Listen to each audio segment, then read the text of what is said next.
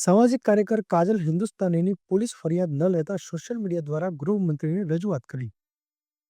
ભારતભરમાં લવ જેહાદ, અવૈધ અતિક્રમણ અને ધર્માંતરણ તેમજ મહિલા જાગૃતિના કાર્ય કરતા સામાજિક કાર્યકર કાજલ હિન્દુસ્તાનીને કોંગ્રેસના કહેવાતા ગુંડા જાનથી મારી નાખવા તેમજ બોમ્બથી ઉડાવી દેવાની લાઈવ ધમકી આપ્યાની જામનગર પોલીસમાં આજથી 5 મહિના પહેલા લેખિતમાં ફરિયાદ કરવા માટે અરજી કરેલ તેમજ જામનગર એસપી પ્રેમસુખ ડેલુ સાહેબને રૂબરૂ મળી રજૂઆત કરેલ.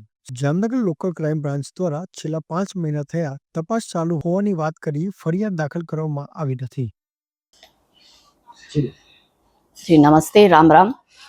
मैं 14/11 જામનગર એસપી સાહેબને મળી. જામનગર એસપી સાહેબને મેં બધા પુરાવા આપ્યા.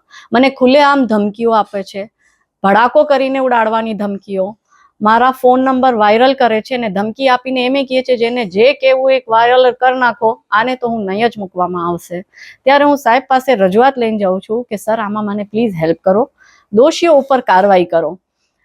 14/11/2024 પતી ગયું, 2025 ચાલુ થઈ ગયું, 2025માં બી માર્ચ મહિનો પણ પતવા આવ્યો છે. મેં થોડાક દિવસ પહેલા આરટીઆઈ કરી, આરટીઆઈમાં પણ મને આરટીઆઈ પીઆઈ સાહેબે પાછી બોલાવી. હું ગઈ, એમને મને એ જવાબ આપ્યો કે અમારી ઇન્વેસ્ટિગેશન ચાલુ છે. ક્રાઇમ બ્રાન્ચને જો ઇન્વેસ્ટિગેશન કરવામાં 4-4, 5-5 મહિના લાગે તો મને એમ લાગે છે કે આ તો આત્મચિંતન કરવું પડે ડિપાર્ટમેન્ટને કે આટલું લેથાર્જિક કેમ છે ડિપાર્ટમેન્ટ.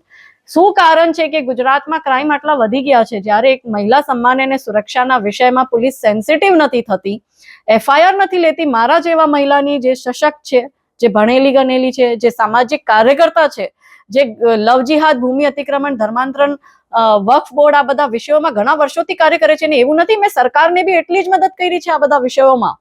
છતાં પણ જ્યારે અમને સમાજથી એવા અસામાજિક તત્વો ધમકીઓ આપે ને એમાં બી પોલિટિકલ નેતાઓ ધમકીઓ આપે તો અમારે કોની પાસે જવાનું?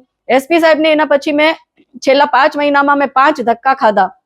એસપી સાહેબને મેં ફોન બી કર્યો અને ફોન કરીને મેં એસપી સાહેબને પૂછ્યું બી કે સર આમાં કઈ થયું છે, ફર્ધર કઈ ઇન્વેસ્ટિગેશન થઈ, કઈ અપડેટ હોય તો આપો.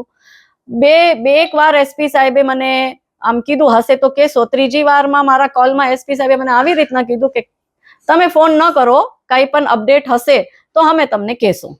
હવે મારે એટલું જ કહેવાનું છે કે તમે મને ન્યાય અપાવો. હર્ષભાઈએ કાલે જાહેરાત કરી છે, એમને કીધું છે કોઈ પોલીસ કામ ન કરે તો મને કહેજો, એટલે મેં એમને કીધું છે ને આઈ હોપ કે હવે હર્ષભાઈ મને આમાં ન્યાય અપાવે.